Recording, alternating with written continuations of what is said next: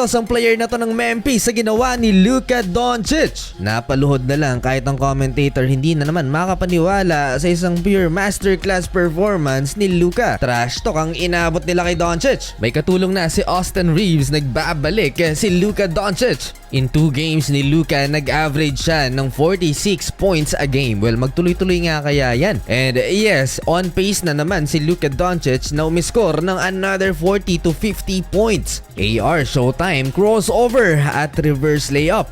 So far ngayong season, 34 points per game si Austin.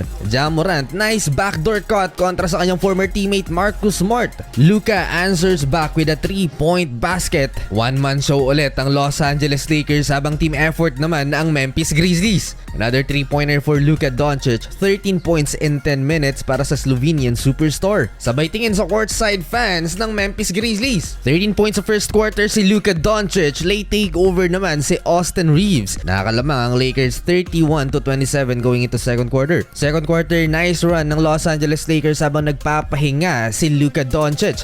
Marcus Smart, vet move kontra kay Cam Spencer and one basket. Pumasabit si Marcus. Solid ang team effort ng Memphis Grizzlies. Kahit 8 points lang si Ja Morant, nagawa nilang matambakan ng Los Angeles Lakers kahit pa maganda ang simula dito sa second quarter ng Purple and Gold. Halfway binalik si Luka, nakapagtala kaagad ng back-to-back points ang superstar ng Lakers Nation. Mga role players off the bench mostly ang kumana dito sa second frame para sa Memphis Grizzlies. And surprisingly, natambakan nila ang may Luka Doncic na lineup ng Lakers. To literal na pinahawak sa mundo ni Luka Doncic ang defender niya, napakalinis na ankle breaker at natanggal pa ang sapatos ni Vince Williams. Sayang lang at hindi pumasok yung tres na yon mga idol. 19 points in 18 minutes si Luka Doncic pero may 4 na turnovers din ang point guard ng Lakers. Di magandang panimula ng Lakers to sa NBA Cup, 69 to 55 going into halftime. Maalat si AR sa first 2 frame ng laban, 7 points lamang in 2 out of 9 shooting at 0-4-4 naman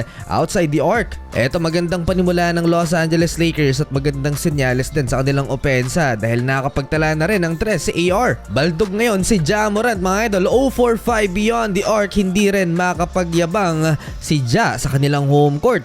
Kulang na nga sa malaki ang Lakers na wala pa si DeAndre Ayton. Si Jackson Hayes ang pumalit sa kanya dito sa second half. Wala pang balita kung anong nangyari sa big man ng Lakers. Daming free throws ng visiting team mga idol dito sa third quarter. Luka Doncic 3-pointer, 18-5 run ng LA. Isa na lang lamang ng Grizzlies, 74 to 73. In full takeover mode si Luka Doncic. Logo 3-pointer mga idol, 30